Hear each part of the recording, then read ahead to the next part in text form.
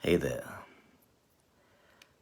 All of us are living life with all of its difficulties, all of its trials and troubles, and I know how difficult things can be.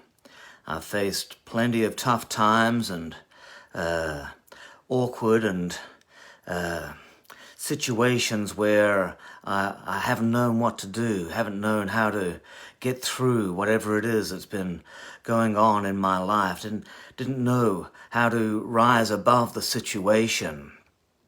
God gives us wisdom and He gives us light and insight so that we can shine during such occasions. Today in Psalm 82 we come into something that is so essential for us to know. Yet, what God is sharing with us today is dangerous knowledge. I'm going to read to you from verse 1. It says, God presides in the great assembly. He gives judgment among the gods. Today we're speaking about a phrase that is presented here in this psalm, and also that Jesus uttered, where He said, "Ye are gods." And before I talk about this kind of thing, I need to give a caveat. Many, in seeking to make a god of themselves, instead turn themselves into the devil. In the hands of the immature or the carnal, this knowledge is dangerous. Just how dangerous was seen in the life of a fellow called Antiochus Epiphanes. He was also called the madman. He thought himself a god. He claimed to be Zeus incarnate. Epiphanes means God manifest. You've heard the phrase epiphany. He invaded Jerusalem in 167 BC and took control of the temple and forced the Jews to worship Greek gods. And then he sacrificed a pig on the altar, and that sent the Jewish people into a frenzy. And 4 Jewish brothers, led by Judas Maccabeus, raised up an army of zealots called the Maccabees, and they eventually overthrew Antiochus Epiphanes and the whole Seleucid Empire and rededicated the temple to the Lord. Eventually, the Maccabees evolved into those who we know as the Pharisees. Very interesting. The Pharisees, who were such a problem to Jesus during his day because of the religious spirit that they espoused, were originally people who were just simply zealous for God. So you have to watch the religious, zealous zeal that you have, and you want to make sure that it's only used in God's purposes and God's services, and not to try to forge your own rules and regulations and force them onto people around you. Take care when entering positions of authority and leadership. The slide from servanthood to believing in your own divinity is subtle and surreptitious. Pride-induced insanity can blind you to the danger of your own soul. Beware taking yourself too seriously. Worship is the thing that helps us remain humble, because when we worship, we're declaring that there is a God over whom we serve. Who is over us and whom we serve. God who is worthy of our adoration. He presides as judge over all. And so now we come to it. Verse 6. I said, you are gods. You are all sons of the Most High. When God made Adam in his image, Adam became a god of this world. Just a little lower than Elohim, the psalmist declared in Psalm 8, verse 5. Ye are gods is repeated in the New Testament by Jesus, and whilst the primary intent of the psalm is messianic, it also does relate to us. When most Christians are trying to construct what this might mean, they end up with a picture that is more like a Hercules or any other of the Greek gods or the Norse gods.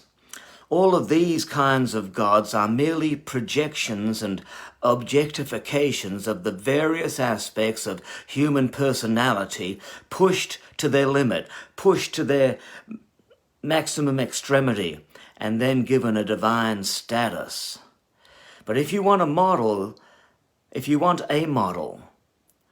of what someone who is living out their true status as a son of God is, then you need look no further than Jesus.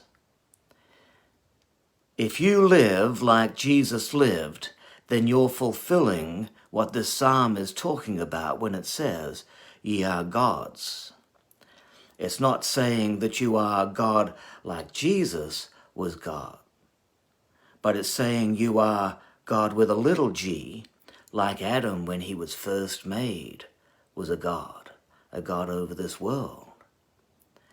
Jesus provides some insight in how to rise from the natural state to the divine state when he said, "If he called them gods to whom the word of God came," that's what he said, "if he called them gods to whom the word of God came."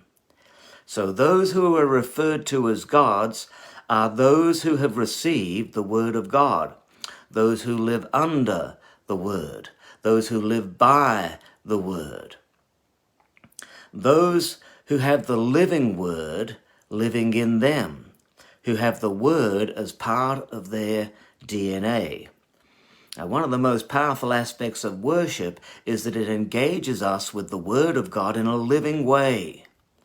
Let the word of Christ dwell in you richly, Colossians chapter 3, verse 16 says. Let the word of Christ dwell in you richly, with all wisdom and teaching and admonishing one another with psalms and hymns and spiritual songs, singing with thankfulness in your hearts to God.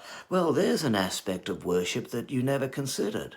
That it's there for our instruction, and it's there for us to be able to admonish one another, and it's there for us to gather the word of God in a living way within us so that we can become a son of God, so that we can become one of the ye are gods.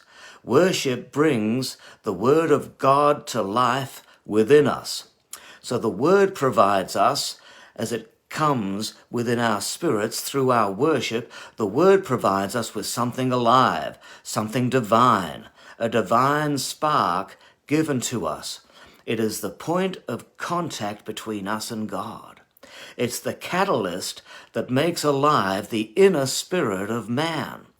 That's where we find everything that is noble, everything that is humble, everything that coincides with the nature of God, the nature that God originally intended for Adam. This nature is redeemed and reformed in us through Christ as he engages with us through his Spirit and his Word. The Spirit and the Word combine together and form this divine spark that rises up within us and causes us to be sons and daughters of God and causes us to be like gods in the earth.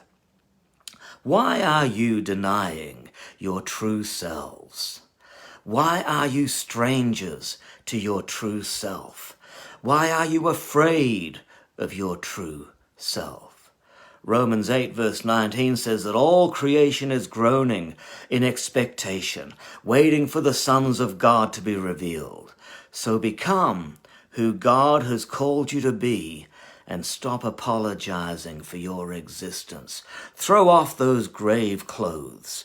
Throw off those old habits, the habits of the old man that could never make it to the status that you are truly called to live in, and live the life that Jesus has called you to live. That's the truth of Psalm 82. And we'll look forward to seeing you again tomorrow, where we'll learn something more and grow into a greater level of wisdom in God. Have a great day.